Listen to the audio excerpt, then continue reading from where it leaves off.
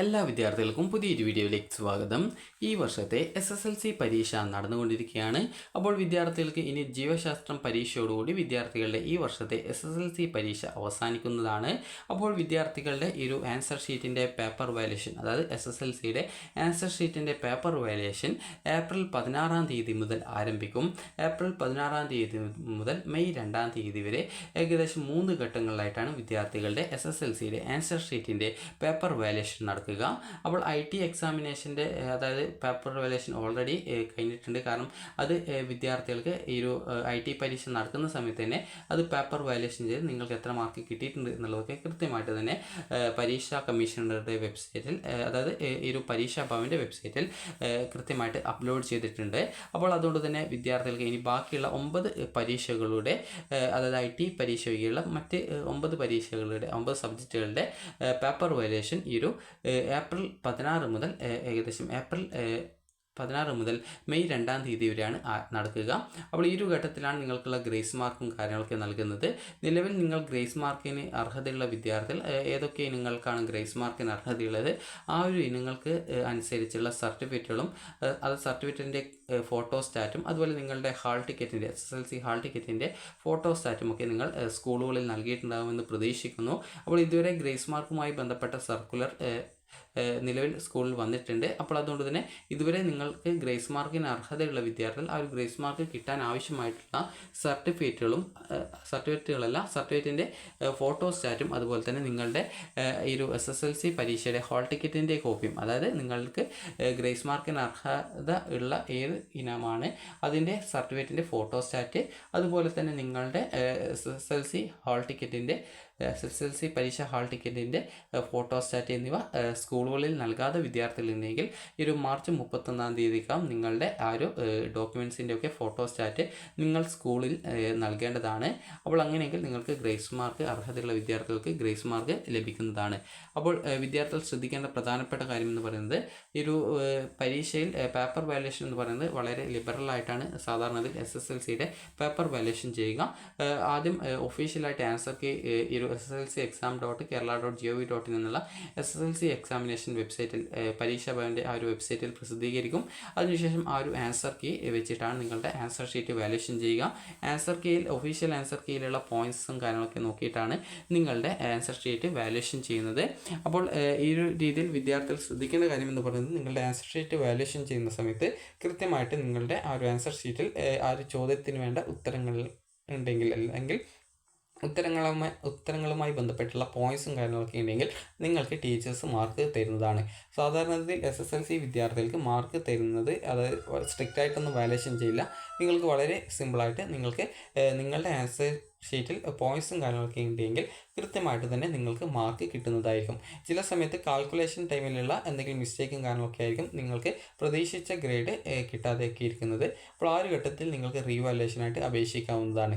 അപ്പോൾ വിദ്യാർത്ഥികൾക്ക് പ്രതീക്ഷിച്ച മാർക്ക് ലഭിക്കാത്ത സാഹചര്യത്തിൽ നിങ്ങൾക്ക് റീവാല്യുവേഷൻ കൊടുത്തു കഴിഞ്ഞാൽ നിങ്ങൾക്ക് മാർക്ക് കൂടുകയാണെങ്കിൽ, അതായത് ഗ്രേഡ് ചേഞ്ച് ആവുകയാണെങ്കിൽ നിങ്ങൾക്ക് ഈ ഒരു നിങ്ങൾ അടച്ച പൈസ നിങ്ങൾക്ക് തിരികെ റീഫണ്ടായിട്ട് കിട്ടുന്നതായിരിക്കും. ഇനി നിങ്ങളുടെ ആൻസർ ഷീറ്റ് എങ്ങനെയാണ് വാല്യുവേഷൻ ചെയ്യുക എന്ന് ചോദിച്ചാൽ ആൻസർ കീയും അതുപോലെ തന്നെ ഓൾറെഡി ഒഫീഷ്യലായിട്ട് പ്രസിദ്ധീകരിച്ചിട്ടുണ്ടാകും. അപ്പോൾ വാല്യുവേഷൻ ക്യാമ്പിൽ ആദ്യം തന്നെ ഇതുമായി ബന്ധപ്പെട്ട് ആൻസർ കീ ചർച്ച ചെയ്യും. അപ്പോൾ ആ ഒരു ടൈമിൽ ഏതൊക്കെ പോയിൻറ്റ്സ് എഴുതിയാലാണ് ഇതിന് മാർക്ക് കൊടുക്കേണ്ടത് എന്നുള്ളതൊക്കെ കൃത്യമായിട്ട് തീരുമാനിക്കും. അതിനുശേഷമാണ് ഈ ഒരു പേപ്പർ വാല്യുവേഷൻ ചെയ്യുക. അപ്പോൾ ഇങ്ങനെ പേപ്പർ വാല്യുവേഷൻ ചെയ്യുന്ന സമയത്ത് വിദ്യാർത്ഥികളുടേത് ഈ ഒരു സാധാരണയിൽ 2 ടീച്ചേഴ്സ് വാല്യുവേഷൻ ചെയ്യാറുണ്ട്. അപ്പോൾ ഇങ്ങനെ, അതായത് സാധാരണത്തിൽ പേപ്പർ ഫുള്ളായിട്ട് വാല്യുവേഷൻ ചെയ്യും. അതിനുശേഷം അത് കൂട്ടിയതുമായി ബന്ധപ്പെട്ട് അല്ലെങ്കിൽ ഏതെങ്കിലും ക്വസ്റ്റ്യൻ്റെ ആൻസറിന് മാർക്ക് തന്നിട്ടില്ലെങ്കിൽ അത് എന്തുകൊണ്ടാണെന്നതൊക്കെ കൃത്യമായിട്ട് പരിശോധിച്ചിട്ട് നിങ്ങൾക്ക് എവിടെയൊക്കെ മാർക്കിന് അർഹതയുണ്ടോ അതിനനുസരിച്ച് മാർക്ക് തരികയാണ് ചെയ്യുക. ഇനിയിപ്പോൾ ചില വിദ്യാർത്ഥികൾക്ക് ഇപ്പോൾ A+ കിട്ടാനായിട്ട്, അതായത് 40 മാർക്ക് സബ്ജക്റ്റിൽ വിദ്യാർത്ഥികൾക്ക് ഏകദേശം 10 മാർക്ക് CE കിട്ടുന്നതുകൊണ്ട് ഏകദേശം ഒരു 35 മാർക്ക് വിദ്യാർത്ഥികൾക്ക് A+ കിട്ടാനായിട്ട് ആവശ്യമുണ്ട്. അപ്പോൾ നിങ്ങൾക്ക് ചിലപ്പോൾ ഒരു 33 അല്ലെങ്കിൽ 34 മാർക്ക് ഉണ്ടെങ്കിൽ നിങ്ങൾക്ക് ചിലപ്പോൾ ഗ്രേസ് മാർക്ക് ഉണ്ടെങ്കിൽ നിങ്ങൾക്കത് A+ ഗ്രേഡാക്കി മാറ്റും. ഇനി അതേസമയം ഗ്രേസ് മാർക്ക് ഇല്ലാത്ത വിദ്യാർത്ഥികൾക്ക് നിങ്ങളുടെ ആൻസർ ഷീറ്റിൽ എവിടെയെങ്കിലും നിങ്ങൾക്ക് 1/2 മാർക്കോ 1 മാർക്കോ ഒക്കെ തരാൻ പറ്റുമോ എന്നുള്ളത് ചെക്ക് ചെയ്യും. അങ്ങനെ ചെക്ക് ചെയ്തിട്ട് എവിടെയെങ്കിലും തരാൻ മാർക്ക് ഉണ്ടെങ്കിൽ നിങ്ങൾക്ക് ആ ഒരു മാർക്ക് വരികയാണ് ചെയ്യുക. ഇനി വിദ്യാർത്ഥികൾ ശ്രദ്ധിക്കേണ്ടത്, അതുകൊണ്ട് തന്നെ നിങ്ങൾക്ക് മാർക്ക് കുറയും അല്ലെങ്കിൽ ഗ്രേഡ് കുറയും എന്നുള്ളത് ആലോചിച്ച് ടെൻഷൻ അടിക്കേണ്ട. നിങ്ങളുടെ റിസൾട്ട് വരുന്ന സമയത്ത് നിങ്ങൾക്ക് A+ മുതൽ ഏത് ഗ്രേഡ് കിട്ടി എന്നുള്ളത് മാത്രമേ ഉണ്ടാവുള്ളൂ. A+ ആണോ അല്ലെങ്കിൽ A ആണോ അല്ലെങ്കിൽ B+ ആണോ അല്ലെങ്കിൽ B ആണോ അല്ലെങ്കിൽ C+ ആണോ അല്ലെങ്കിൽ C ആണോ അല്ലെങ്കിൽ D+ ആണോ, ഏത് ഗ്രേഡാണ് കിട്ടിയത് എന്ന് മാത്രമേ നിങ്ങളുടെ റിസൾട്ടിൽ ഉണ്ടാവുകയുള്ളൂ. അല്ലാതെ വിദ്യാർത്ഥികൾക്ക് ഇത്ര മാർക്ക് കിട്ടി എന്നുള്ളത് നിങ്ങളുടെ SSLC റിസൾട്ടിൽ ഉണ്ടാവുന്നതല്ല. ഇനി ഗ്രേസ് മാർക്ക് എങ്ങനെയാണ് ആഡ് ചെയ്യുന്നത് എന്നുള്ള കാര്യം നിങ്ങൾക്ക് പറഞ്ഞു തരാം. ഗ്രേസ് മാർക്ക് ഒരു എക്സാമ്പിൾ പറയുകയാണെങ്കിൽ, ഒരു വിദ്യാർത്ഥിക്ക് ഇപ്പോൾ 20 മാർക്കാണ് ഗ്രേസ് മാർക്ക് എന്ന് വിചാരിക്കുക. അപ്പോൾ 20 മാർക്കാണ് ഗ്രേസ് മാർക്ക് എന്നുണ്ടെങ്കിൽ ആദ്യത്തെ പ്രയോറിറ്റി എന്ന് പറയുന്നത് ആ ഒരു വിദ്യാർത്ഥിക്ക് DO EO ഗ്രേഡ് കിട്ടാൻ സാധ്യതയുണ്ടെങ്കിൽ ആ ഒരു സബ്ജക്റ്റിനായിരിക്കും ഫസ്റ്റ് പ്രയോറിറ്റി ഉണ്ടാവുക. അതായത് നിങ്ങൾ ഏത് സബ്ജക്റ്റാണോ തോൽക്കാൻ സാധ്യതയുള്ളത് അതിനാണ് ഫസ്റ്റത്തെ പ്രയോറിറ്റി ഉണ്ടായിരിക്കുക. ഇനി വിദ്യാർത്ഥികൾക്ക് ഇപ്പോൾ സെക്കൻഡ് പ്രയോറിറ്റി എന്ന് പറയുന്നത് ഏറ്റവും കുറഞ്ഞ മാർക്ക് കൂട്ടിച്ചേർക്കുന്ന സമയത്ത് നിങ്ങളുടെ ഗ്രേഡ് ചേഞ്ച് ആവാൻ സാധ്യതയുള്ള സബ്ജക്റ്റ് ഏതാണ് എന്നുള്ളത് അനുസരിച്ചിട്ടാണ് അടുത്തതായിട്ടുള്ള പ്രയോറിറ്റി എന്ന് പറയുന്നത്. അതായത് ഒരു എക്സാമ്പിൾ പറയുകയാണെങ്കിൽ, നിങ്ങൾക്കിപ്പോൾ നമുക്ക് സോഷ്യൽ സയൻസ് എടുക്കാം. അപ്പോൾ നമുക്ക് സോഷ്യൽ സയൻസ് അതുപോലെ 2 സബ്ജക്റ്റുകൾ എടുക്കാം. അപ്പോൾ ഈ ഒരു രസതന്ത്ര പരീക്ഷ, അതായത് കെമിസ്ട്രി പരീക്ഷയിൽ അത് നിങ്ങൾക്കിപ്പോൾ 20 മാർക്ക് CE അല്ല ഗ്രേസ് മാർക്ക് ഉണ്ട്, അത് GM, അത് ഗ്രേസ് മാർക്ക് ഉണ്ട്. അപ്പോൾ നിങ്ങൾക്ക് എത്ര ഗ്രേസ് മാർക്ക് കിട്ടിയെന്ന് നിങ്ങളുടെ റിസൾട്ടിൽ ഉണ്ടാവില്ല, നിങ്ങൾക്ക് ഏത് ഗ്രേഡ് കിട്ടിയെന്ന് മാത്രമേ ഉണ്ടാവുള്ളൂ. അപ്പോൾ നമുക്ക് ഇവിടെ കെമിസ്ട്രി എടുക്കാം. കെമിസ്ട്രി നോക്കുന്ന സമയത്ത് നിങ്ങൾക്ക് കിട്ടിയിട്ടുണ്ടായിരുന്ന മാർക്ക് എന്ന് പറയുന്നത്, അതായത് ഏകദേശം ഒരു 30 മാർക്ക് കിട്ടിയെന്ന് വിചാരിക്കാം. 30 മാർക്ക് കിട്ടി. ഇനി നിങ്ങൾക്ക് ഇപ്പോൾ സോഷ്യൽ സയൻസ് നോക്കുന്ന സമയത്ത് വിദ്യാർത്ഥികൾക്ക്, അതായത് നിങ്ങൾക്ക് 30 മാർക്ക് ഇവിടെ കിട്ടിയിട്ടുണ്ട്. ഇനിയിപ്പോൾ സോഷ്യൽ സയൻസിൻ്റെ കാര്യം നോക്കുന്ന സമയത്ത് നിങ്ങൾക്കൊരു, അതായത് 69 മാർക്ക് നിങ്ങൾക്ക് കിട്ടിയിട്ടുണ്ട്. 20 മാർക്ക് നിങ്ങൾക്ക് CE മാർക്ക് ഉണ്ട്. അതായത് ടാബുലേഷൻ ടൈമിലാണ് ഈ ഒരു ഗ്രേസ് മാർക്ക് ആഡ് ചെയ്യുന്നത്. ടാബുലേഷൻ എന്ന് വെച്ചാൽ നിങ്ങൾക്ക് പരീക്ഷയിൽ കിട്ടിയിട്ടുള്ള TE മാർക്കും അതിൻ്റെ കൂടെ ഗ്രേസ് മാർക്കല്ല CE മാർക്ക് എന്ന് പറയുമ്പോൾ ഓരോ വിഷയത്തിനും 40 മാർക്ക് വിഷയത്തിന് ഓരോ വിഷയത്തിനും 10 മാർക്ക് വെച്ച് CE ഉണ്ട്. അതുപോലെ തന്നെ 80 മാർക്ക് സബ്ജക്റ്റ് ആണെങ്കിൽ അതിൽ ഓരോ വിഷയത്തിനും 20 മാർക്ക് വെച്ച് CE മാർക്ക് ഉണ്ട്. അപ്പോൾ ഇവിടെ ഈ ഒരു രീതിയിലാണ് നോക്കുക. അപ്പോൾ ഇവിടെ നോക്കുന്ന സമയത്ത് നിങ്ങൾക്ക് TE മാർക്കും CE മാർക്കും ഉൾപ്പെടെ, അതായത് ഈ ഒരു എക്സാമിനേഷൻ്റെ ആ ഒരു സോഫ്റ്റ്വെയർ, അത് പരീക്ഷ ഭവൻ്റെ വെബ്സൈറ്റിൽ അപ്ലോഡ് ചെയ്ത ശേഷം അത് നോക്കും എവിടെയൊക്കെയാണ് ഗ്രേസ് മാർക്ക് ആഡ് ചെയ്യാനായിട്ടുള്ളത് എന്നുള്ളത് നോക്കി അനുയോജ്യമായിട്ടുള്ള സ്ഥലത്തൊക്കെയാണ് സബ്ജക്റ്റിനൊക്കെയാണ് ഗ്രേസ് മാർക്ക് ആഡ് ചെയ്യുക. അപ്പോൾ ഇങ്ങനെ TE മാർക്കും CE മാർക്കും നോക്കുന്ന സമയത്ത് സോഷ്യൽ സയൻസ് പരീക്ഷയിൽ 69 മാർക്ക് കിട്ടി, പരീക്ഷയിലാണെങ്കിൽ നിങ്ങൾക്കൊരു 20 മാർക്ക് കിട്ടി. അങ്ങനെ ടോട്ടലായിട്ട് നിങ്ങൾക്ക് ഒരു, അതായത് 60, 69, 20 എന്ന് വെച്ചാൽ ഏകദേശം ഒരു 89 മാർക്ക് കിട്ടിയെന്ന് വിചാരിക്കാം. ഇനി കെമിസ്ട്രി ആണെങ്കിൽ നിങ്ങൾക്ക് 10 മാർക്ക് CE ഉൾപ്പെടെ ടോട്ടലായിട്ട് 40 മാർക്ക് കിട്ടിയെന്ന് വിചാരിക്കാം. അപ്പോൾ ഇവിടെ നോക്കുന്ന സമയത്ത് നിങ്ങൾക്ക് ഏറ്റവും കുറഞ്ഞ ഗ്രേഡ്, അതായത് കുറഞ്ഞ മാർക്ക് കൂട്ടുമ്പോൾ നിങ്ങളുടെ ഗ്രേഡ് ചേഞ്ച് ആവുന്നത് ഏതിനാണ് എന്ന് നിങ്ങൾക്ക് മനസ്സിലാക്കാവുന്നതാണ്. അതായത് 30 മാർക്കും 10 മാർക്ക് CE ഉൾപ്പെടെ ടോട്ടൽ 40 എന്ന് പറയുമ്പോൾ അത് A ഗ്രേഡാണ്. അപ്പോൾ ഇനി അത് A+ ഗ്രേഡ് ആക്കണമെങ്കിൽ 45 ആണ് വേണ്ടത്. A+ ഗ്രേഡ് ആക്കണമെങ്കിൽ 45 ആണ്. അപ്പോൾ ഇവിടെ 5 മാർക്ക് ഇവിടെ എക്സ്ട്രാ ആയിട്ട് ആഡ് ചെയ്യേണ്ടതായിട്ടുണ്ട്. എന്നാൽ ഇവിടെ നോക്കുന്ന സമയത്ത് നിങ്ങൾക്ക് അറിയാം 89 എന്ന് പറയുമ്പോൾ 90 മാർക്കാണ് A+. 89 എന്ന് പറയുന്നത് A ഗ്രേഡാണ്. 89നോട് 1 മാർക്ക് അധികമായിട്ട് കൂട്ടിക്കഴിഞ്ഞാൽ അത് A+ ഗ്രേഡായിട്ട്, 90 മാർക്കായിട്ട് A+ ഗ്രേഡായിട്ട് മാറും. അപ്പോൾ അതുകൊണ്ട് തന്നെ ഇവിടെ +1, അതായത് 1 മാർക്ക് അധികമായിട്ട് കൂട്ടിയാൽ ആണ് അത് A+ ആവുന്നത്. അപ്പോൾ അവിടെ ഫസ്റ്റ് പ്രയോറിറ്റി എന്ന് പറയുമ്പോൾ ഇവിടെ സോഷ്യൽ സയൻസിനായിരിക്കും. കാരണം 1 മാർക്ക് കൂടിക്കഴിഞ്ഞാൽ അതിൻ്റെ ഗ്രേഡ് തന്നെ ചേഞ്ച് ആവും. അപ്പോൾ അതുകൊണ്ട് തന്നെ ഇവിടെ സോഷ്യൽ സയൻസിനാണ് ഫസ്റ്റ് പ്രയോറിറ്റി പിന്നീടുണ്ടാവുക.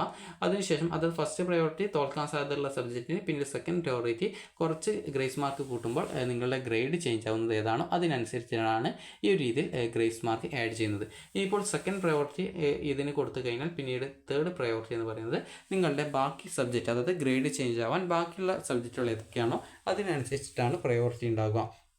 ഇനി ഒരു എക്സാമ്പിൾ പറയുകയാണെങ്കിൽ നിങ്ങൾക്കിപ്പോൾ കെമിസ്ട്രിയുടെ കാര്യം തന്നെ പറയാം. കെമിസ്ട്രി ആണെങ്കിൽ നിങ്ങൾക്ക്, അതായത് ഒരു 40 മാർക്ക് ഉണ്ടെന്ന് വിചാരിക്കാം. അപ്പോൾ 40 മാർക്ക് എന്ന് പറയുമ്പോൾ നിങ്ങൾക്കറിയാം A ഗ്രേഡാണ്.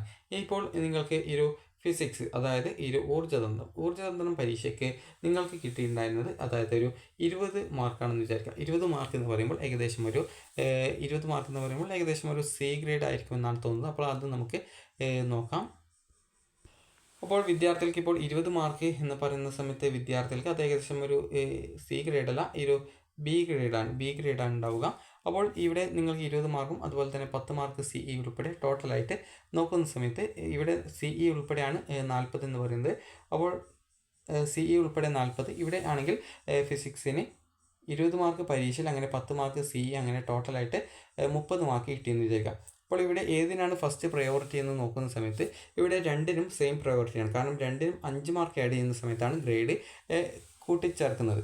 അത് ഗ്രേഡ് കൂട്ടിച്ചേർക്കുകയല്ല, ഗ്രേഡ് കൂടുന്നത്. അപ്പോൾ ഫസ്റ്റ് പ്രയോറിറ്റി എന്ന് പറയുന്നത് ഇവിടെ ഒന്നിനും ഫസ്റ്റ് പ്രയോറിറ്റി ഇല്ല. ഇനി നമുക്ക് എക്സാമ്പിൾ പറയാം. അതായത് ഇപ്പോൾ ഇവിടെ 20 മാർക്കിന് പകരം ആ ഒരു വിദ്യാർത്ഥിക്ക് പരീക്ഷയിൽ കിട്ടിയിട്ടുണ്ടായിരുന്ന മാർക്ക് എന്ന് പറയുന്നത്, അതായത് ഫിസിക്സിന് 20-ന് പകരം ഒരു 15 മാർക്കേ കിട്ടിയിട്ടുള്ളൂ എന്ന് വിചാരിക്കാം.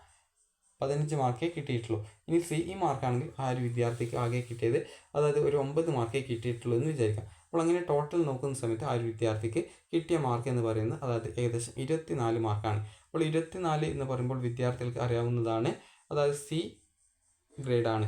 അപ്പോൾ ഇവിടെ നോക്കുമ്പോൾ ഇവിടെ 40 മാർക്ക് CE ഉൾപ്പെടെ 40 മാർക്കുണ്ട്. 40 എന്ന് പറയുമ്പോൾ വിദ്യാർത്ഥിക്ക് A ഗ്രേഡാണ്. ഇനി ഇതിൻ്റെ കൂടെ 5 മാർക്ക് കൂട്ടിയാലാണ് അത് A+ ഗ്രേഡ് ആവുള്ളൂ.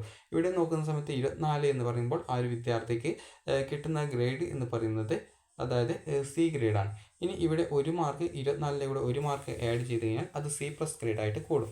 അപ്പോൾ ഫസ്റ്റ് പ്രയോറിറ്റി എന്ന് പറയുന്നത് ഇവിടെ ഏത് സബ്ജക്റ്റിനാണോ ഏറ്റവും കുറഞ്ഞ ഗ്രേസ് മാർക്ക് കൂട്ടിച്ചേർക്കുന്നത് ആ ഒരു ടൈമിൽ ഏതിനാണ് ഗ്രേഡ് ചേഞ്ച് ആവുന്നത് അതിനാണ്. അത് കുറഞ്ഞ ഗ്രേസ് മാർക്ക് ആഡ് ചെയ്യുമ്പോൾ ഗ്രേഡ് ചേഞ്ച് ആവുന്ന സബ്ജക്റ്റ് ഏതാണോ അതിനാണ് ഫസ്റ്റ് പ്രയോറിറ്റി ഉണ്ടായിരിക്കുക. അപ്പോൾ ഈ ഒരു രീതിയിൽ നിങ്ങൾക്ക് തോൽക്കാൻ സാധ്യതയുള്ള സബ്ജക്റ്റിന് first priority, second priority grade, അതായത് കുറച്ച് മാർക്ക് ഗ്രേസ് മാർക്ക് നൽകുന്ന സമയത്ത് ഗ്രേഡ് ചേഞ്ച് ആവാൻ സാധ്യതയുള്ള സബ്ജക്റ്റ് ഏതാണോ അതിനായിരിക്കും സെക്കൻഡ് പ്രയോറിറ്റി. ഈ ഒരു രീതിയിൽ പ്രയോറിറ്റി അനുസരിച്ചിട്ട് വിദ്യാർത്ഥികൾക്ക് ഈ ഒരു ഗ്രേസ് മാർക്ക് ആഡ് ചെയ്യുകയാണ് ചെയ്യുക. അപ്പോൾ അതുകൊണ്ട് തന്നെ ഗ്രേസ് മാർക്ക് ഉള്ള വിദ്യാർത്ഥികൾ ഉറപ്പായിട്ടും ജയിക്കും. ഗ്രേസ് മാർക്ക് ഇല്ലാത്ത വിദ്യാർത്ഥികളും സാധാരണയിൽ ജയിക്കാറുണ്ട്. തീരെ പഠിക്കാത്തൊരു വിദ്യാർത്ഥിയാണെങ്കിൽ നിങ്ങൾ അഥവാ DO EO ഗ്രേഡ് കിട്ടുകയാണെങ്കിൽ വിദ്യാർത്ഥികൾക്ക് പിന്നീട് SSLCയുടെ സേ പരീക്ഷയ്ക്ക് അപേക്ഷിച്ച് SSLC സേ പരീക്ഷ എഴുതി ജയിക്കാവുന്നതും അതുപോലെ തന്നെ നിങ്ങൾക്ക് ഇഷ്ടപ്പെട്ട +1 കോഴ്സിന് അഡ്മിഷൻ നേടാനും പറ്റുന്നതായിരിക്കും. അപ്പോൾ നിങ്ങൾക്ക് ഈ ഒരു വീഡിയോ ഉപകാരപ്രദമായിട്ടുണ്ടെങ്കിൽ ലൈക്ക് ചെയ്യുക, ഷെയർ ചെയ്യുക. അതുപോലെ വിദ്യാർത്ഥികൾ പേടിക്കുകയോ ടെൻഷൻ അടിക്കുകയോ യാതൊരു പേടിയും ടെൻഷനും ആവശ്യമില്ല. കാരണം SSLC പരീക്ഷ എന്ന വിദ്യാർത്ഥികൾ സാധാരണ എല്ലാവരും ജയിക്കാറുണ്ട്. അപ്പോൾ നിങ്ങൾക്ക് ഈ ഒരു വീഡിയോ ഉപകാരപ്രദമായിട്ടുണ്ടെങ്കിൽ ലൈക്ക് ചെയ്യുക, ഷെയർ ചെയ്യുക. Thank you for watching.